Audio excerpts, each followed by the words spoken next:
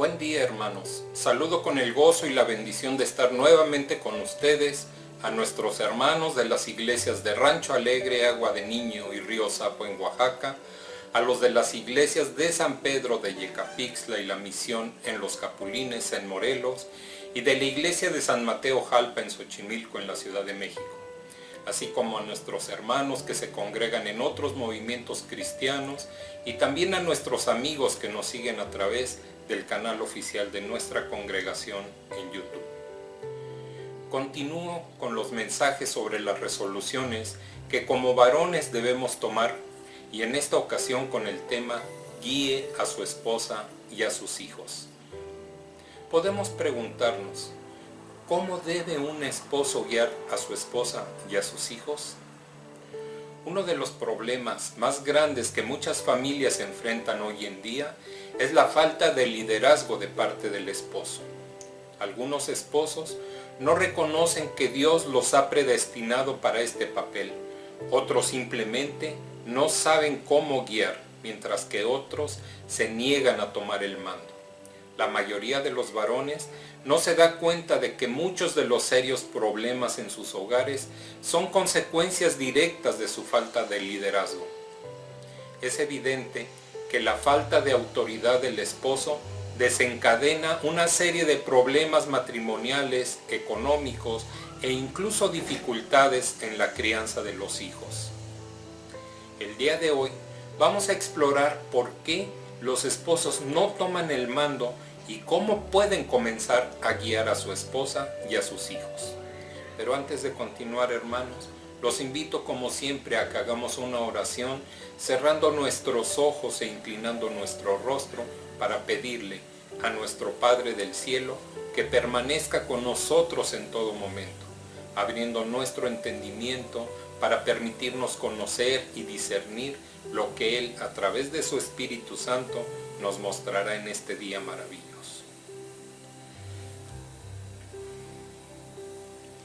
Padre Santo y Eterno, estamos aquí, Señor, inclinando nuestro rostro delante de tu presencia, amado Padre, en el nombre de nuestro Señor Jesucristo, para agradecerte, Señor, este día, Señor, en que tú has permitido que nosotros abramos nuevamente nuestros ojos, que podamos ver, Señor, las maravillas que tú has creado, Señor, para que nosotros podamos disfrutar de ellas.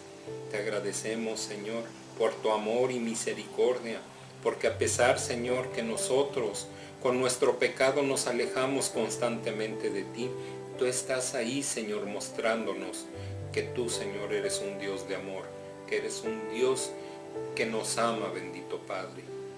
Te doy gracias por eso. Y te pido, amado Padre, que en este momento, Señor, tú puedas, bendito Dios, bendecirnos, Señor, con tu presencia, como siempre lo haces, Señor, que tu Espíritu Santo se manifieste, que Él hable a tu iglesia a través de mi persona, que tú permitas, bendito Dios, que yo mengue, Señor, para que tú crezcas, Señor, que tu Espíritu Santo sea el que nos comparta la verdad de tu palabra, Señor, que no sea palabra de hombre, sino sea palabra santa, lo que el día de hoy se llegue a hacer, Señor, a aquellos que han dispuesto su tiempo y su corazón para ver este mensaje. Te doy gracias, Señor, por estar con nosotros, sabiendo, bendito Padre, que tú, Señor, harás todo para que nosotros, Señor, podamos dejar grabado esto en lo más profundo de nuestro ser, y que podamos, Señor, ser no oidores olvidadizos, sino que seamos hacedores de tu palabra, que la pongamos por obra, Señor. Nada sirve, bendito Dios, lo que nosotros escuchamos, si no nos damos a la tarea, bendito Dios, de ser cada día más como tú quieres y esperas que cada uno de nosotros seamos. Te doy gracias, Señor, por este tiempo de comunión que tú nos permites, Señor, y por este mensaje, bendito Dios, que habremos de compartir a partir de este momento. Gracias te doy por todo esto, en ese nombre maravilloso de nuestro Señor, de nuestro Rey de Reyes, de nuestro Señor Jesucristo. Amén y amén. Ahora, hermanos, los invito a que con esta hermosa alabanza juntos exaltemos al Señor, juntos bendigamos su dulce nombre, dándole la gloria, la honra y la alabanza al único que la merece, nuestro imparable Dios verdadero.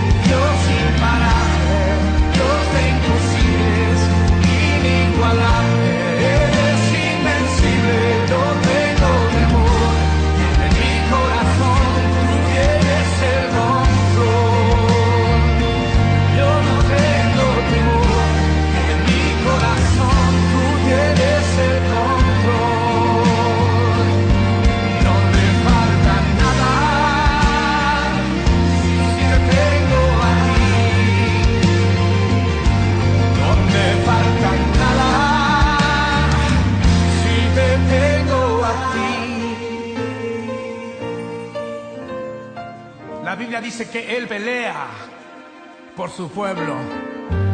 Él pelea por ti esta noche. Di esta frase con nosotros. Y yo sé quién va conmigo, va por mí.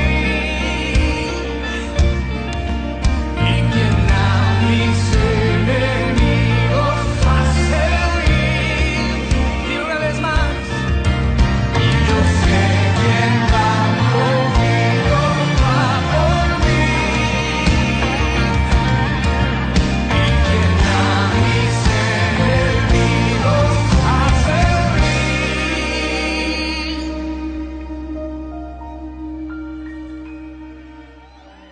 Dios imparable, Dios de imposibles, inigualable, eres invencible.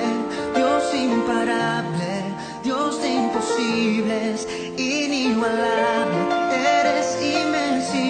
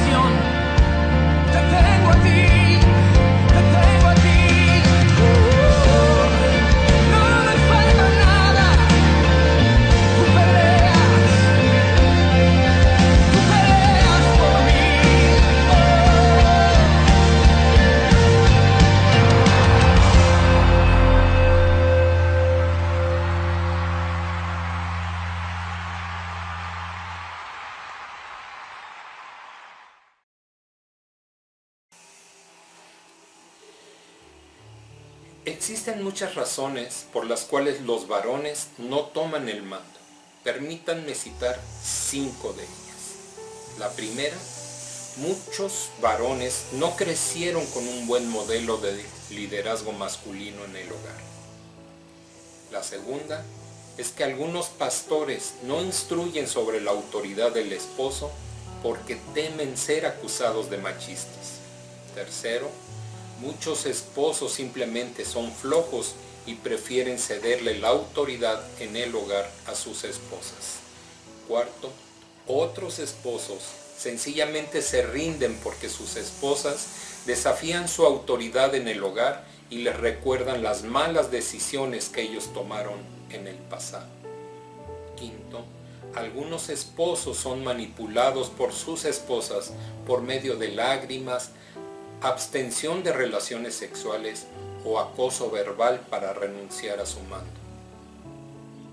Es esencial, hermanos, comprender que Dios no aceptará ninguna de estas razones como excusa válida para justificar a un esposo que no toma el mando en su hogar. Cuando el apóstol Pablo le escribió a la iglesia en Éfeso, claramente afirmó que el esposo debe tomar el mando del hogar. En la carta a los Efesios, capítulo 5, versículos 22 al 24, el apóstol dijo: Las casadas estén sujetas a sus propios maridos como al Señor, porque el marido es cabeza de la mujer, así como Cristo es cabeza de la iglesia, la cual es su cuerpo, y Él es su Salvador. Así que, como la iglesia está sujeta a Cristo, así también las casadas lo estén a sus maridos en todo. La palabra cabeza en este pasaje significa el jefe o el encargado. El apóstol Pablo directamente instituyó los preceptos que le confieren al esposo la responsabilidad de dirigir a su esposa y a sus hijos. Él usó el ejemplo de Cristo como cabeza de la iglesia para que todos comparáramos y comprendiéramos nuestras acciones con las de Él. Por lo tanto, amados hermanos varones, si quieren ser discípulos de Jesús, observen el ejemplo de nuestro Señor, el modelo supremo del liderazgo masculino. Ahora, hermanos, vamos a ver un decálogo, 10 puntos de lo que el varón debe hacer para asumir la responsabilidad de líder en el hogar. El primer punto del decálogo: guiar con amor. El liderazgo del esposo en el hogar debe estar firmemente arraigado en el amor. ¿Por qué? Porque el amor es el meollo que debe gobernar todo lo que uno dice y hace. Pablo les dijo a los líderes de la iglesia en Corinto en su primera carta, capítulo 16, versículos 13 y 14, lo siguiente: Velad, estad firmes en la fe, portaos varonilmente y esforzaos, todas vuestras cosas sean hechas con amor. Si necesita cambiar las cosas en el hogar, debe ser fuerte, valiente, actuar en fe y andar en amor. Sí, hermano, puede ser fuerte y amoroso a la vez. Jesús es el modelo supremo de un líder. Él era fuerte y también amoroso según lo exigiera la situación. Podía arrojar a los cambistas del templo, pero también podía llevar a un niño en brazos o llorar por Jerusalén. Por lo tanto, todo lo que haga como esposo y líder, hágalo con fuerza, valentía y amor. Segundo punto del decálogo: guiar con iniciativa. El amor le motivará antes que nada a ser un iniciador, a llevar la iniciativa en su hogar. La iniciativa está al centro del liderazgo verdadero. Un líder no espera a que otros le den ideas, él toma el primer paso. El amor de Dios inició una relación con cada uno de nosotros y le correspondimos en consecuencia por ese mismo amor. Veamos dos ejemplos. Primera carta del apóstol Juan, capítulo 4, versículo 19. Nosotros le amamos a Él porque Él nos amó primero. Evangelio de Lucas, capítulo 19, versículo 10. Porque el Hijo del Hombre vino a buscar y a salvar lo que se había perdido. Si ama a su esposa como Cristo amó a la iglesia, usted será el iniciador en la relación. Usted fijará el tono espiritual en el hogar, iniciará los devocionales y la oración familiar. Iniciará la solución de los problemas, la comunicación para resolver los conflictos y determinará cómo se gastará el dinero del hogar. Buscará oportunidades para pasar más tiempo con su esposa. Usted se adelantará en estas y en otras áreas del matrimonio porque usted es el líder. Cuando haga esto, su esposa reconocerá de una manera muy práctica cuánto se interesa por ella y por el bienestar de la familia. Su liderazgo hará que ella confíe en usted. Tercer punto del decálogo: guiar con su ejemplo. El amor le ayudará a dirigir con su ejemplo. Jesús sabía que su ejemplo era esencial y reconoció este hecho cuando les dijo a los discípulos en Juan 13:15. Porque ejemplo os he dado para que como yo os he hecho, vosotros también hagáis. El apóstol Pablo siguió el modelo de Cristo y también exhortó a sus seguidores a que hicieran lo mismo en la primera carta a los Corintios 11, versículo 1. Sed imitadores de mí, así como yo de Cristo. Si quiere que su esposa e hijos le respeten como el líder del hogar, es importantísimo que sea un buen ejemplo. ¿Quiere que su esposa e hijos le respeten simplemente porque es cabeza del hogar o porque han observado su conducta piadosa, su amor y su andar cristiano? Puede decirles a su esposa e hijos: quiero que sigan a Cristo así como lo sigo yo. Y cuando falla, reconoce su falta de una manera franca y humilde. Uno respeta a la persona que con sinceridad admite sus faltas. La familia pierde el respeto cuando éstas se encubren. Cuarto punto del decálogo: guiar en el mando. Como esposo, usted es el gerente de su familia. Esto no significa que usted lo hace todo en la familia, sino que debe asegurarse de que todo se hace. Pablo explicó este principio del liderazgo cuando instruyó a Timoteo sobre las cualidades necesarias para los hombres que habrían de tomar el liderazgo de la iglesia en su primera carta, capítulo 3, versículo 5. Pues el que no sabe gobernar su propia casa, ¿cómo cuidará de la iglesia de Dios? Usted es el gerente del hogar, hermano. De la misma forma que una persona supervisa y dirige un negocio o una empresa. Para dirigir eficientemente, necesita estar al tanto de todo lo que ocurre en el hogar. Esto significa que debe interesarse por la vida espiritual de cada persona en su hogar, cuidar de las finanzas, supervisar la disciplina de sus hijos y asegurarse de que se llevan a cabo los asuntos prácticos del hogar. Sí, hermano, esto es bastante, pero es la responsabilidad de la cabeza del hogar. Quinto punto del decálogo: guiar en lo espiritual. Para llevar a cabo esta tarea, primero tiene que ser un hombre espiritual.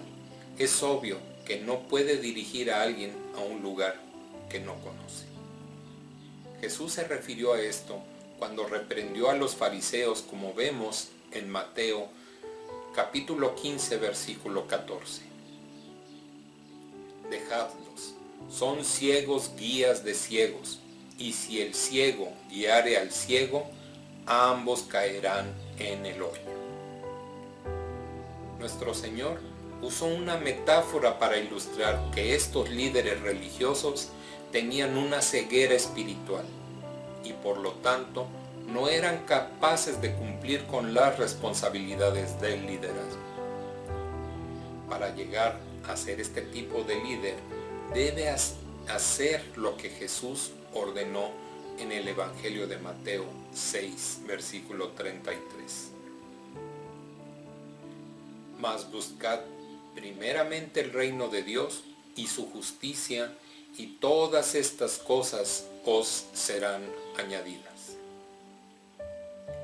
Si no busca el reino primero, hermano, los otros aspectos de su liderazgo no alcanzarán el objetivo que desea con su esposa y con sus hijos, porque ellos notarán la contradicción entre lo que les dice que hagan y el ejemplo que usted les da.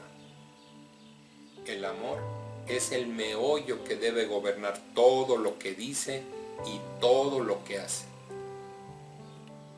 ¿Tiene Jesucristo prioridad en su vida? ¿Es Él su primer amor? ¿Se entrega a diario a la palabra de Dios y a la oración para guiar a su familia en la verdad?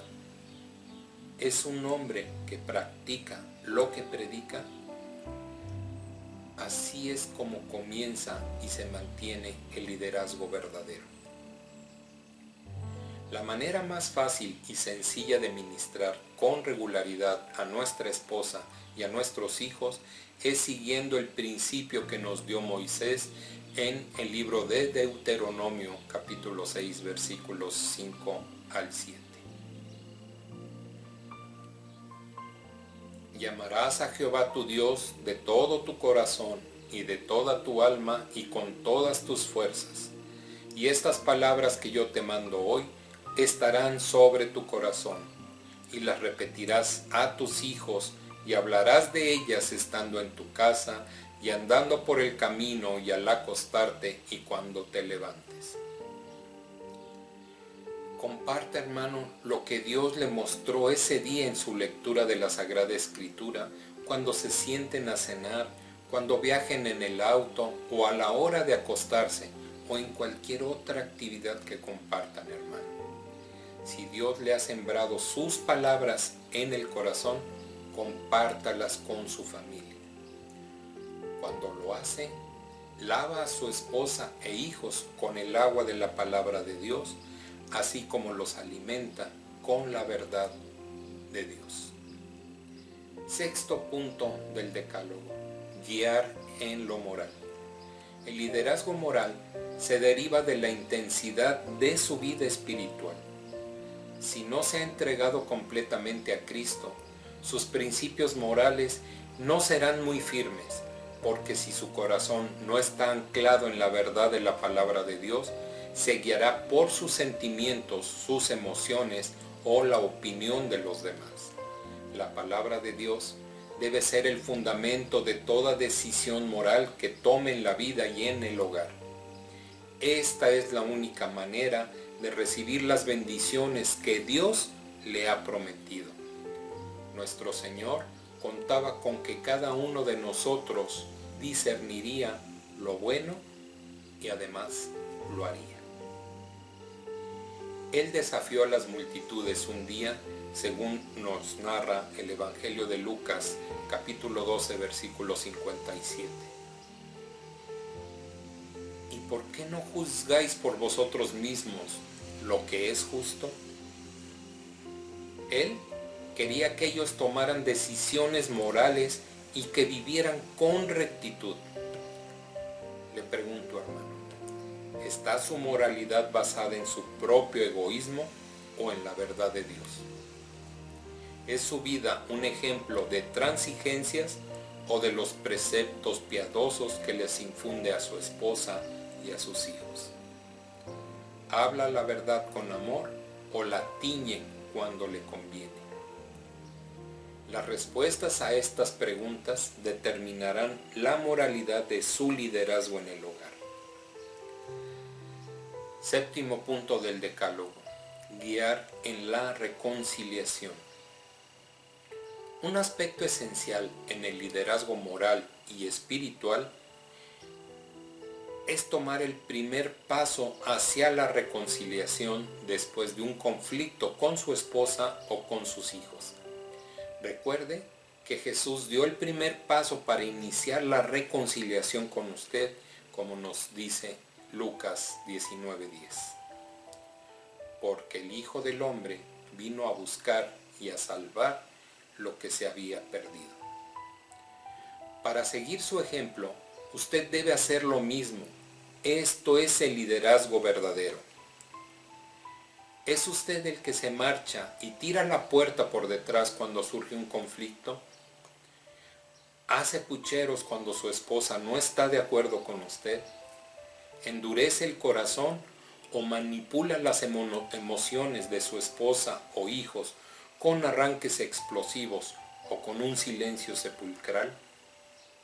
Si eso es así, esto es una indicación de inmadurez espiritual y comportamiento infantil. Necesita madurar, tomar el mando y humillarse para buscar una solución. Después de una pelea, de un conflicto, tome el primer paso en busca de la reconciliación. Nuestro Señor dijo en Mateo 7:5: Hipócrita, saca primero la viga de tu propio ojo y entonces verás bien para sacar la paja del ojo de tu hermano. En otras palabras, Jesús considera una hipocresía señalar las faltas de otros antes de examinar las nuestras. ¿Es así como trata los conflictos con su esposa e hijos? ¿Se adelanta a tomar el primer paso? ¿Admite su culpa y busca una solución o se marcha? ¿No se agrada que Jesús se adelantó en su vida y fue en busca de la reconciliación con usted y conmigo?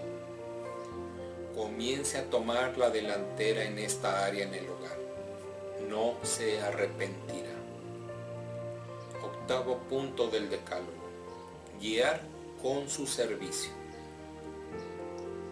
Otro aspecto muy importante del liderazgo es el ser siervo del hogar.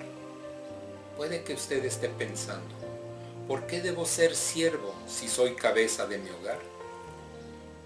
Mire a Jesús, su ejemplo principal. Él demostró una y otra vez que no le molestaba ensuciarse las manos para servir a los demás. Después de todo, les lavó los pies a los discípulos.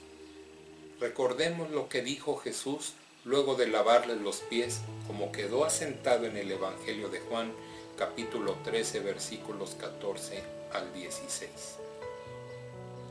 Pues si yo, el Señor y el Maestro, he lavado vuestros pies, vosotros también debéis lavaros los pies los unos a los otros, porque ejemplo os he dado, para que como yo os he hecho, vosotros también hagáis.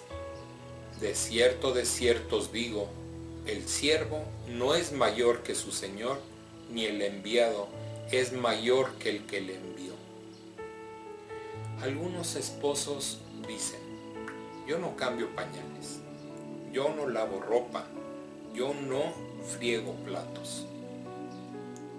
A estos hombres habrá que recordarles que es como si Jesús dijera: yo no lavo los pies. Obviamente es todo lo contrario. Sí, hermano, esos quehaceres no son parte de sus obligaciones principales, se entiende, pero si al final del día su esposa está cansada o estresada y usted se sienta cómodamente a leer el periódico o a entretenerse con videojuegos y se niega a ayudarle porque trabajó todo el día, le quiero decir que habrá fracasado como líder. Un líder seguirá el ejemplo de su Señor y se levantará a servir. 9º punto del Decálogo. Guiar buscando fidelidad y santidad. Un hombre de resolución debe ser fiel a su esposa y liderarla con amor semejante al de Cristo por su iglesia. Debe saber que el mayor amor, los matrimonios más sólidos, y el mejor sexo se encuadran dentro de la voluntad de Dios y comienzan con su presencia. Dios diseñó el matrimonio y podemos decir que posee los derechos de autor. Y lo creó para que fuera la relación más romántica, satisfactoria e íntima sobre la tierra. Debemos tener muy en claro que Dios es perfectamente santo y por su propia naturaleza se ha apartado de todo lo que no sea santo. Lo mismo espera de nosotros. Él espera que también nosotros seamos apartados para Él. Dios planea usarnos y para que eso suceda debemos permanecer en santidad. El libro de Deuteronomio 7, versículo 6 nos dice: porque tú eres pueblo santo para Jehová tu Dios. Jehová tu Dios te ha escogido para hacerle un pueblo especial, más que todos los pueblos que están sobre la tierra. El ejemplo mayor de santidad lo vemos en el sacrificio de Jesús en la cruz, que debió ser santo para que fuera aceptable por el Padre y pudiera satisfacer el justo juicio del Dios Santo, para que nosotros, hombres pecadores, pudiéramos ser perdonados, justificados y caminar junto a Él. La santidad hace que las cosas sean únicas como ninguna otra, nos aparta del pecado y mantiene el valor especial que Dios nos ha otorgado.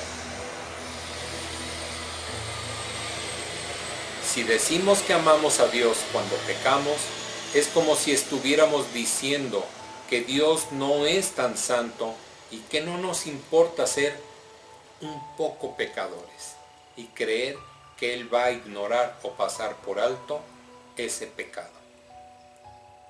Cuando Dios dice que algo es santo, nos ordena que lo cuidemos y lo protejamos.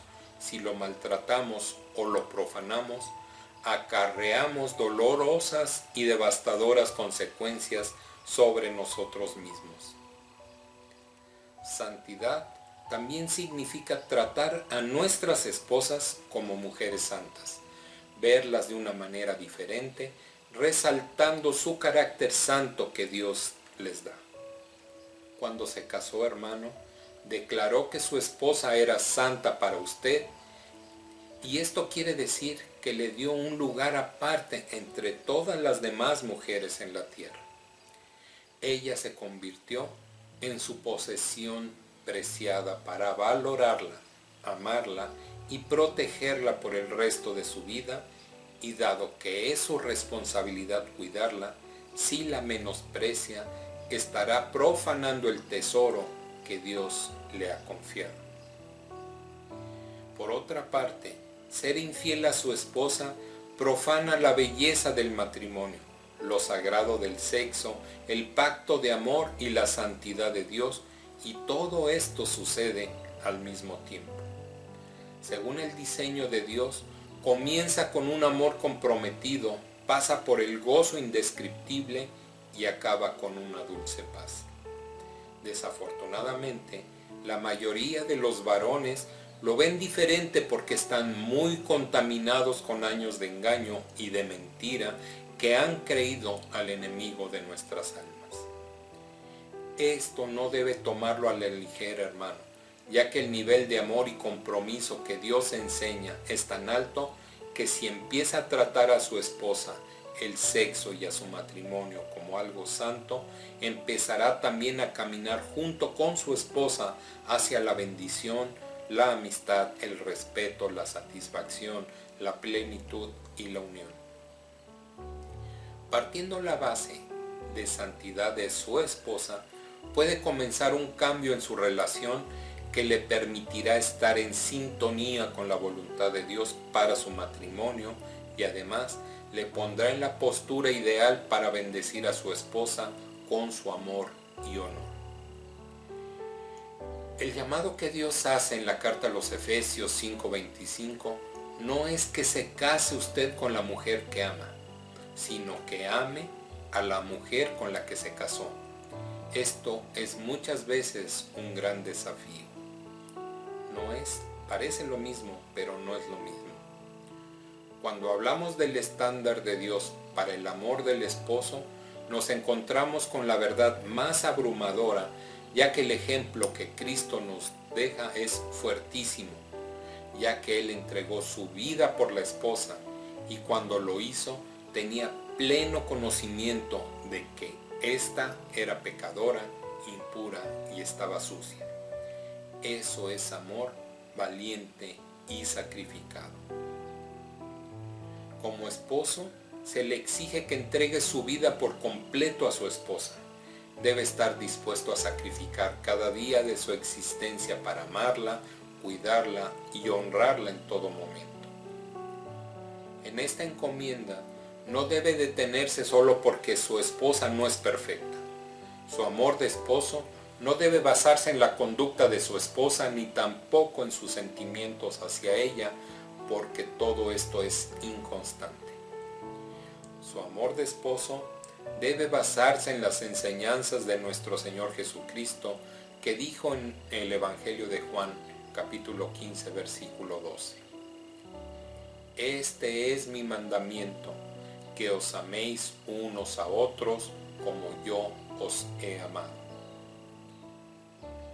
La clave para amar como Jesús ama es comprender que no podemos hacerlo por nuestros propios medios o capacidades, sino que debemos depender enteramente de Dios como nuestra fuente inagotable de amor. Como el matrimonio es tan santo por lo que representa y porque se le ordena que ame a su esposa de manera incondicional como Jesús, queda muy claro que nunca deberá pecar contra Dios y su matrimonio cometiendo adulterio. Es la voluntad de Dios que nos abstengamos de inmoralidad sexual, como nos dice la primera carta a los Tesalonicenses, capítulo 4, versículo 3. Pues la voluntad de Dios es vuestra santificación, que os apartéis de fornicación. Cometer adulterio tiene consecuencias y Dios lo advierte claramente en su palabra.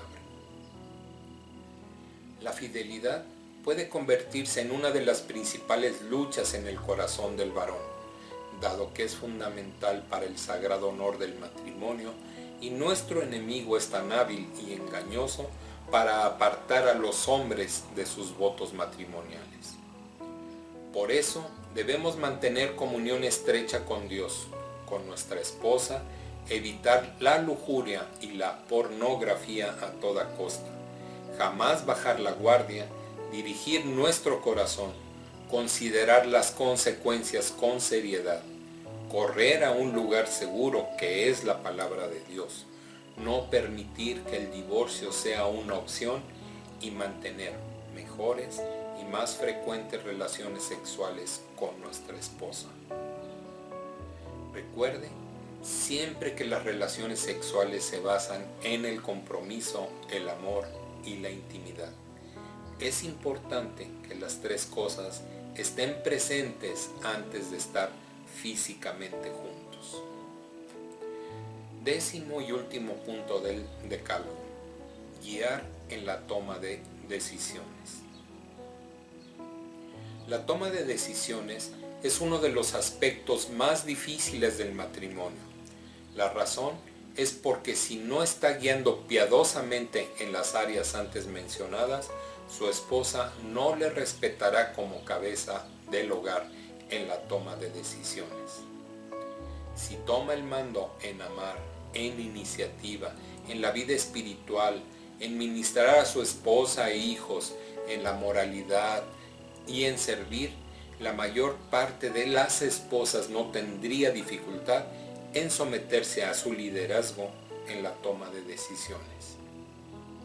Si su esposa se niega a someterse a su autoridad en el hogar, determine si ha demostrado liderazgo en todas estas áreas que acabamos de comentar.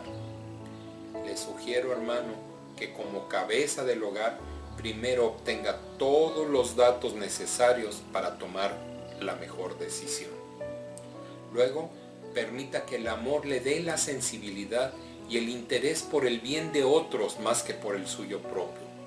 El apóstol Pablo dijo en la carta a los Filipenses, capítulo 2, versículos 3 y 4, nada hagáis por contienda o por vanagloria, antes bien con humildad, estimando cada uno a los demás como superiores a él mismo, no mirando cada uno por lo suyo propio, sino cada cual también por lo de los otros. Pregunto, ¿considera los intereses de su esposa y de sus hijos o solamente lo que es más fácil para usted? Lo más fácil no siempre es lo más prudente. El apóstol Pablo declaró que hay ciertas cosas controvertidas en la vida cristiana que de hecho no tienen ningún beneficio espiritual ni moral. Él le explicó a la iglesia en Corinto en su primera carta, capítulo 8, versículo 8, lo siguiente. Si bien la vianda no nos hace más aceptos ante Dios, pues ni porque comamos seremos más, ni porque no comamos seremos menos. Esto causó una controversia entre los creyentes en esa iglesia. Por consiguiente, en el versículo que sigue, él le sugiere a estos creyentes que convengan en refrenar amablemente sus deseos y no tomar ninguna acción que haga tropezar a sus hermanos. La mayoría de los temas controvertidos en el matrimonio son cuestiones secundarias y por lo tanto debe tratar de llegar a un acuerdo mutuo. Si su esposa no condesciende con su decisión, pídale al Señor entendimiento y sinceramente considere lo que ella le ha dicho. Si no necesita tomar una decisión de inmediato, es mejor esperar y considerar el tema más a fondo en vista de la palabra, la oración y, si es necesario, la consejería o el asesoramiento. Si después de este proceso aún no llegan a un acuerdo, al final la decisión es suya por ser cabeza del hogar. Es esencial que usted tome el mando en ese momento para evitar que el hogar se quede estancado y por consiguiente inactivo. Pero recuerde, hermano, que la familia tendrá que vivir con las consecuencias de su decisión. Por lo tanto, actúe con responsabilidad y con prudencia. Debe tener en mente que llegará el día en que tendrá que explicarle a Dios sus decisiones.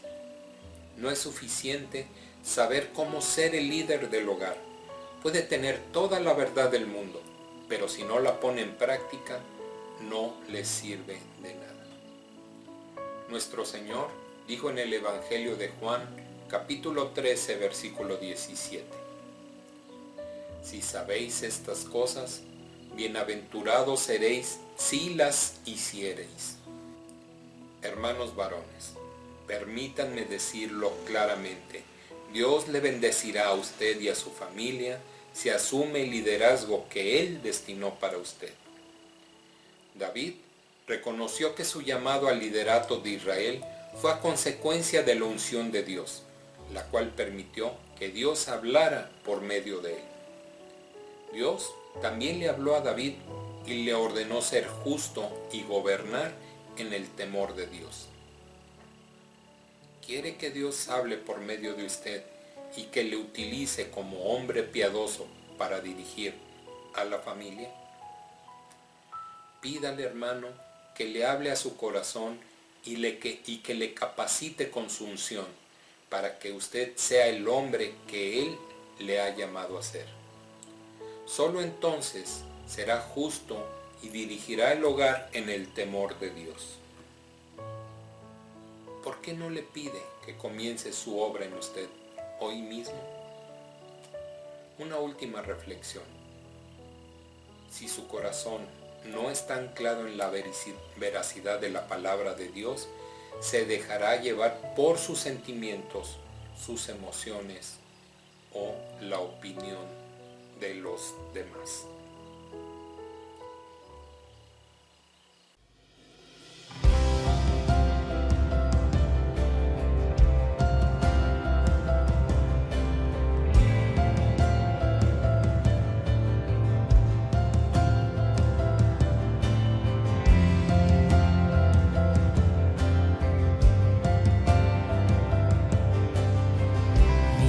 Esperanza está en Jesús, en su justicia y en la cruz. De nadie más dependeré, solo en su nombre confiaré.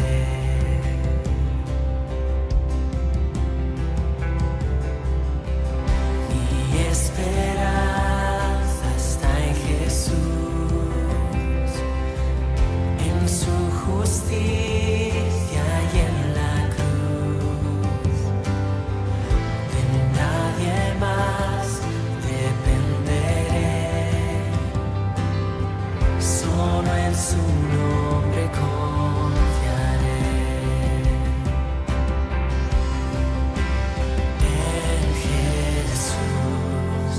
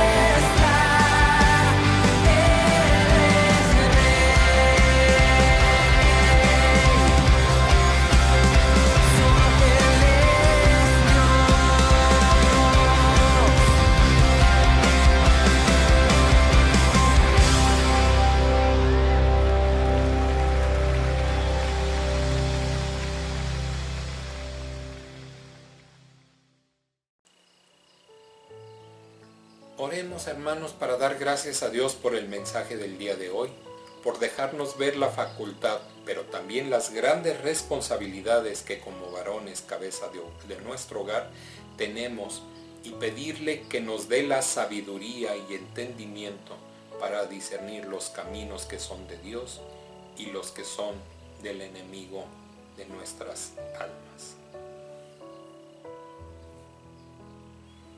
Amoroso Padre, estamos, Señor, nuevamente delante de tu presencia para agradecerte este tiempo, bendito Dios, que tú nos has permitido de compartir tu hermosa palabra. Gracias por el mensaje del día de hoy, Señor, pidiéndote que quede grabado en lo más profundo de nuestro ser. Que tu palabra no regrese vacía. Que hemos visto, Señor, que todos los puntos que observamos de cómo debe de ser un varón están totalmente sustentados en lo que nos dice tu hermosa palabra. Que nosotros podamos entender, Señor, que tú has determinado de antemano cómo quieres que nosotros seamos en nuestro diario andar. Que nosotros, Señor, podamos guiar con responsabilidad, con prudencia, pero con eficiencia a nuestra esposa y a nuestros hijos. Tu palabra nos instruye, tu palabra nos guía, nos muestra, bendito Padre, cómo quieres tú que nosotros seamos. Abre nuestro corazón, Señor, para recibirla, para que quede grabada, que podamos nosotros, Señor, esos hombres, bendito Padre, de esos varones que tú quieres para liderar cada uno de los hogares, como está establecido, como está instituido en tu Sagrada Escritura. Te doy gracias por la vida de cada uno de mis hermanos que han dispuesto su tiempo, Señor, para ver este mensaje, sabiendo que nada ocurre por casualidad, que si alguien se dio la oportunidad de verlo es porque tú sabías que necesitaba esta palabra. Por eso, amado Padre, yo te agradezco nuevamente por sus vidas y por esa disposición.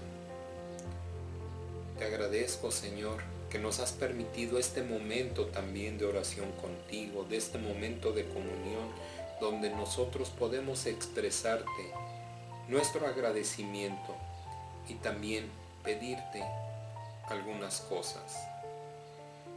Señor, no sabemos cómo acercarnos a ti, pero tú conoces hasta lo más profundo de nuestro ser.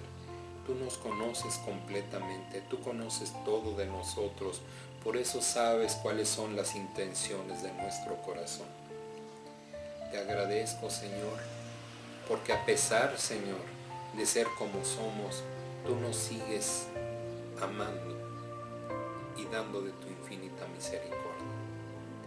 Te doy gracias por escucharnos siempre, por estar con nosotros en todo momento, en ese nombre que es sobre todo nombre, en el nombre maravilloso de tu Hijo amado, de nuestro Señor Jesucristo, a quien damos toda la gloria, todo el honor, toda la honra, toda la alabanza y toda la adoración.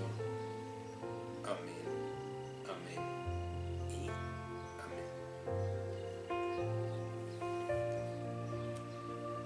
Hermanos, que la gracia de nuestro Señor Jesucristo, el amor incomparable de Dios el Padre y la comunión con su Santo y bendito Espíritu permanezcan con nosotros hoy y siempre. Amén. Que el Señor lo siga bendiciendo y guardando. Ese es mi deseo, hermano. Hasta la próxima.